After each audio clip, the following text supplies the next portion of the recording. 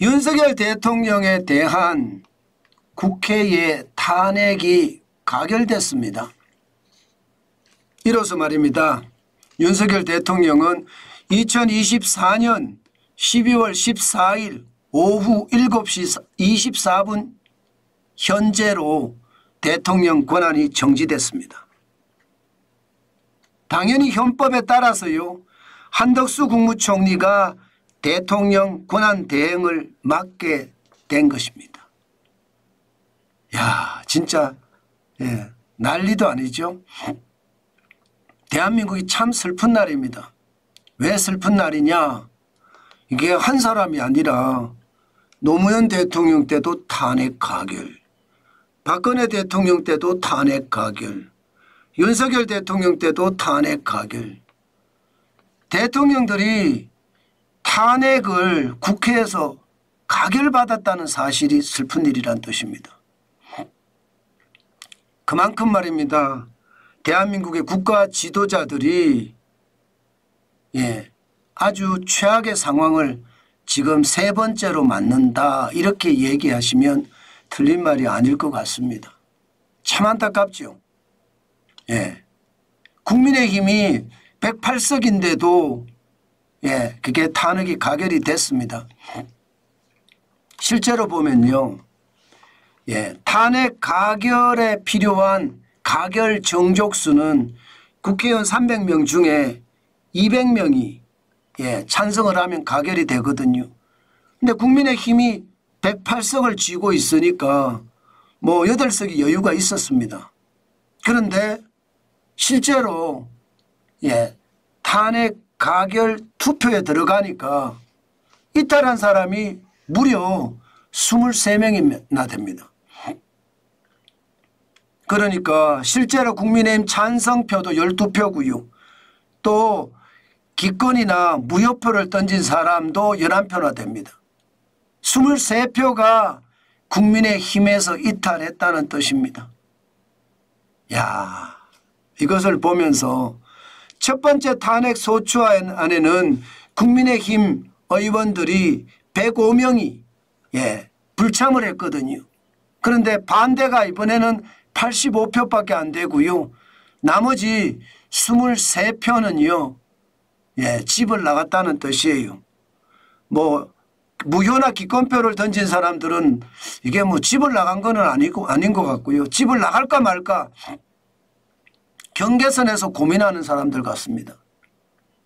그러니 뭐 204표, 전체 300명 중에 204표라는 표를 얻어서 윤석열 대통령이 대통령 신분이 정지됐다는 이야기입니다.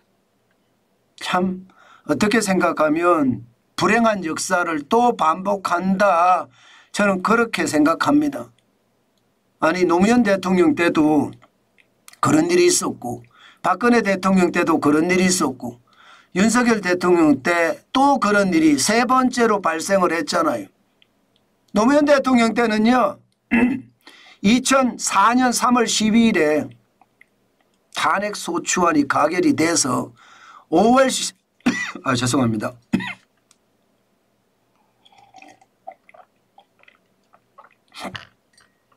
5월 14일에 헌법재판소 심판이 기각되기까지 63일이 걸렸습니다.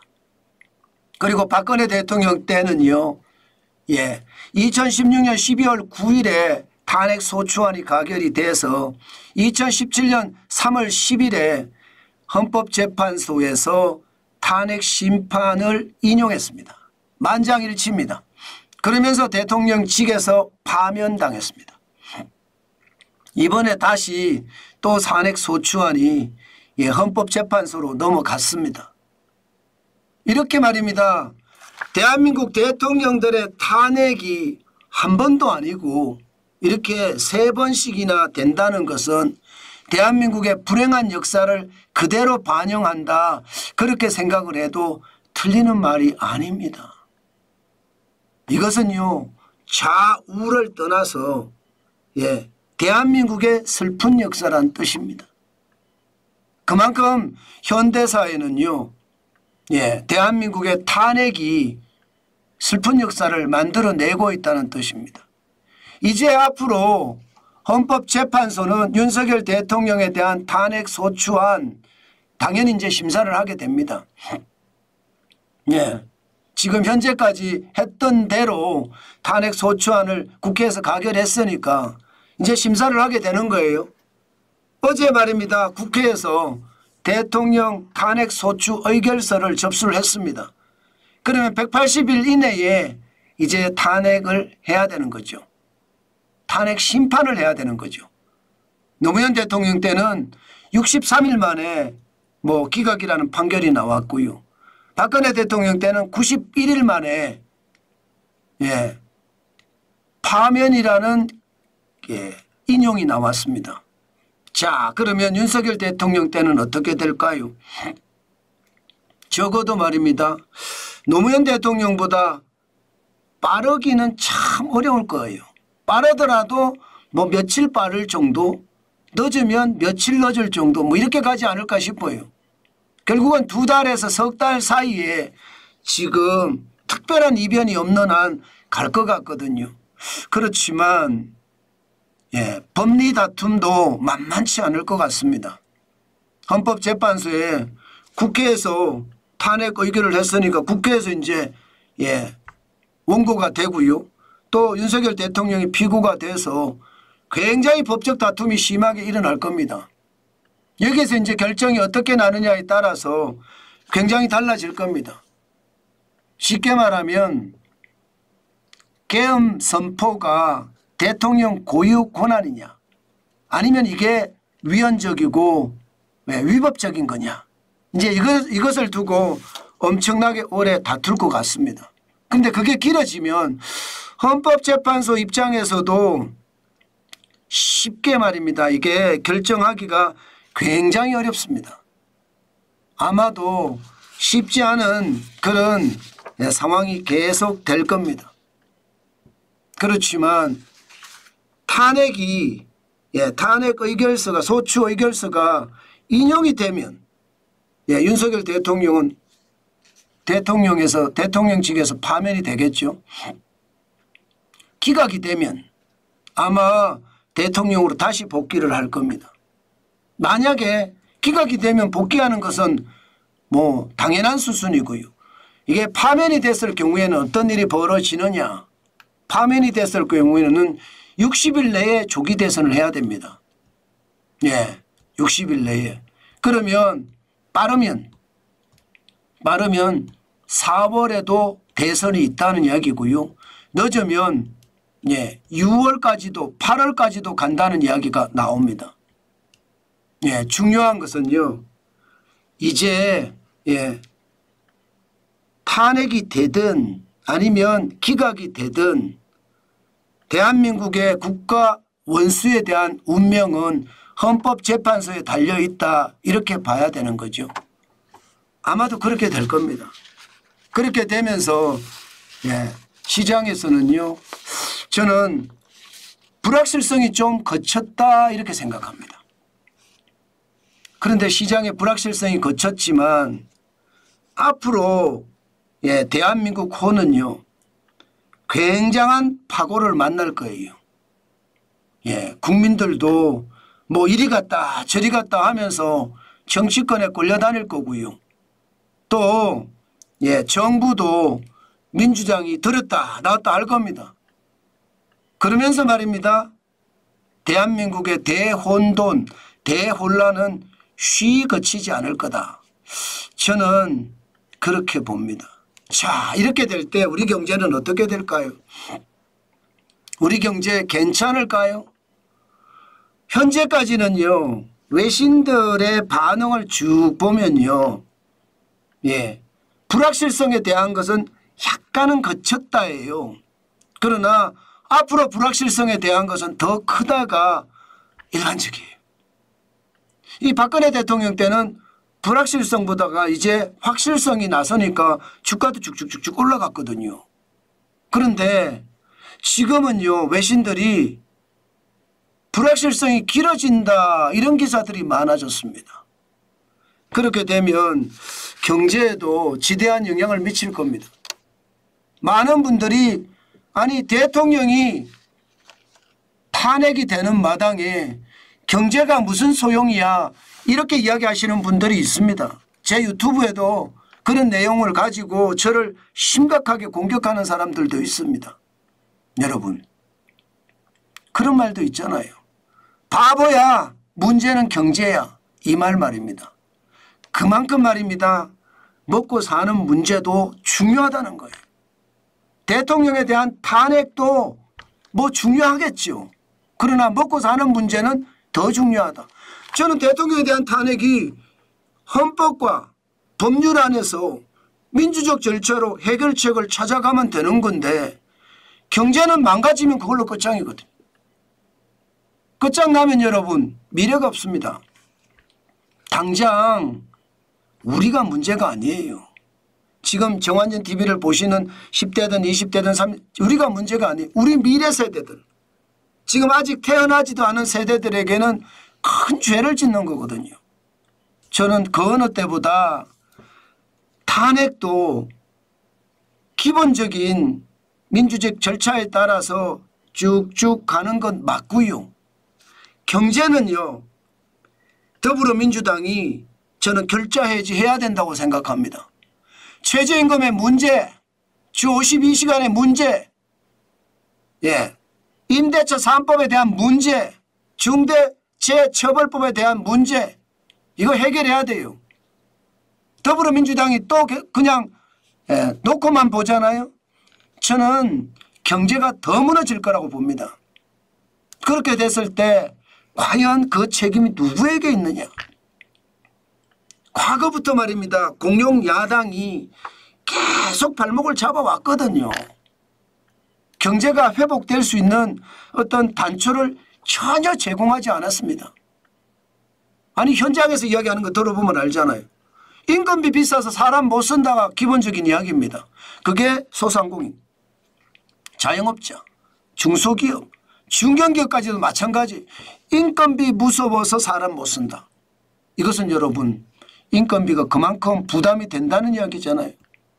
게다가 주 52시간제 때문에 죽겠다. 이게 중소기업의 대부분의 이야기예요. 이게 사장님만 그런 게 아닙니다. 직원분들도 마찬가지예요. 나는 한 회사에 일 더 하고 싶어. 그런데 왜 52시간만 일하게 해? 이렇게 난리치는 사람들도 많거든요. 그런 것을 생각을 해보면 지금 민주당이 결자 해지해야 돼요. 게다가 임대차 3법 생각을 해보자고요. 임대차 3법이 상황이 어떻습니까? 지금 집값을 사실상 올려놓고 있는 것도 사실이잖아요. 지금은요. 임대차 3법을 도입하고 4년이 지났기 때문에 원래가 4년째거든요. 이제 집값이 좀 떨어질 수 있습니다. 그러나 다시 4년차가 오면 어떻게 될까요? 다시 4년차가 오면 또 집값 올라갑니다. 왜냐하면요. 여러분 집값을 임대차를 할 때 2년 단위로 할 때와 4년 단위로 할 때는 다릅니다. 나라고 하더라도 4년 임대면 4년치 올릴 거 한꺼번에 올리잖아요. 그죠? 2년 있다가 5%밖에 못 올리니까. 이런 게 결자 해지가 되지 않으면 저는 굉장히 심각한 상황이 온다고 생각합니다. 이럴 때 말입니다. 야당도 공룡 야당이니까 저는 대한민국을 위한 또 한국민을 위한 여야정 협의체를 통해서 경제를 풀어가는 것 저는 굉장히 중요한 요소라고 생각합니다. 자칫 말입니다. 노무현 대통령 때나 박근혜 대통령 때나 지금 위기는 어떻게 하든 넘어냈어요. 노무현 대통령 때는요. 주식시장이 코스피가 14.63%가 떨어져도 위기는 맞지 않았거든요. 박근혜 대통령 때는 주식시장이 6.43% 올라가기까지 했습니다. 그런데 지금은요. 아직 몰라요. 굉장히 불안감이 쌓여 있는 건 사실이에요. 분명한 것은요. 한 치 앞을 내다볼 수 없는 상태에서 이제 한 치 앞은 내다볼 수가 있습니다. 그러나 한 치 앞을 내다볼 수가 있는데 그 한 치 앞에서 엄청난 다툼이 있을 거예요. 국민이 두 쪽으로 나눠져서 레프트, 라이트를 날리면서 대한민국은 넉다운이 될 가능성 굉장히 크거든요. 자칫 잘못하면요. 위기를 부를 수도 있습니다. 노무현 대통령 때와 박근혜 대통령 때와 지금은 너무 다르기 때문입니다. 어퍼컷 한 대면요. 그냥 큰 대자로 뻗어버릴 수 있다는 뜻이에요. 지금 대한민국은 비상사태입니다. 경제를 봐도 마찬가지고요. 사회를 봐도 마찬가지고요. 정치를 봐도 마찬가지입니다. 정환진 TV를 보시는 많은 구독자 여러분들이 중심을 잡아주셔야 됩니다. 중심을 잡아주셔야지 대한민국은 그나마 경제가 멈춘 상태에서 조금 있다가 다시 재도약할 수 있는 길이 생깁니다. 그렇지 않고 말입니다. 정환진 TV의 구독자 여러분들도 레프트부터 시작해서 라이트까지 계속 서로 날린다면요. 결국 말입니다. 대한민국호는요. 경제 멈춤이 아니라 경제 추락으로 나타날 겁니다. 경제 추락이 됐을 때 그때 과연 여러분들은 우리 미래 세대들에게 무슨 말을 남기시겠습니까? 미안하다? 아마 그렇게 남겨야 될걸요. 아니면 미안하다가 아니에요. 죄송합니다 이렇게 남길 수도 있습니다. 그만큼 말입니다. 최악의 상황이 될 수도 있다는 겁니다. 여러분 제발 정환진 TV를 보시는 많은 구독자 여러분 중심을 굳건히 잡고 이제 정부를 사실 믿을 수는 없잖아요. 각자 도생의 길로 나가는 것 지금 필요합니다. 이제 스스로 살아남아야 돼요. 하늘은 스스로 돕는 자를 돕는다고 했습니다. 이때 스스로 돕는 게 중요하잖아요. 그래야지 하늘도 돕는다는 뜻이잖아요. 저는 여러분들이 스스로 도와서 누구를 탓하기보다는 내가 어떻게 살 것인가 거기에 대한 방편을 찾아내는 것 그 어느 때보다 저는 진짜로 중요하다고 생각합니다. 정환진 TV를 보시면서 댓글에 올리는 걸 보면 많습니다. 정환진 TV에 정환진이를 레프트로 날리는 사람 라이트로 날리는 사람 아직 어퍼컷까지는 없습니다. 그렇지만 저는 중간에서 그냥 양 주먹에 맞기만 하고 있다는 뜻이 이런 일은 아니에요. 객관적으로 보고 또 이성적으로 판단해서 대한민국이 나아갈 길 저는 굉장히 지금 여러분들의 행동이 중요하다고 생각합니다. 그만큼 대한민국을 살려내야 됩니다. 지금은요 나라가 국가를 살리지 못합니다. 결국은 국민들이 국가를 살릴 수 있거든요. 저는 국민이 마음뜻을 저는 진짜 한결같이 모아서 대한민국을 살려야 되는 것 대한민국 호를 다시 항해를 해야 된다는 것 그거 중요하다는 말씀 오늘 또 드리고 싶습니다.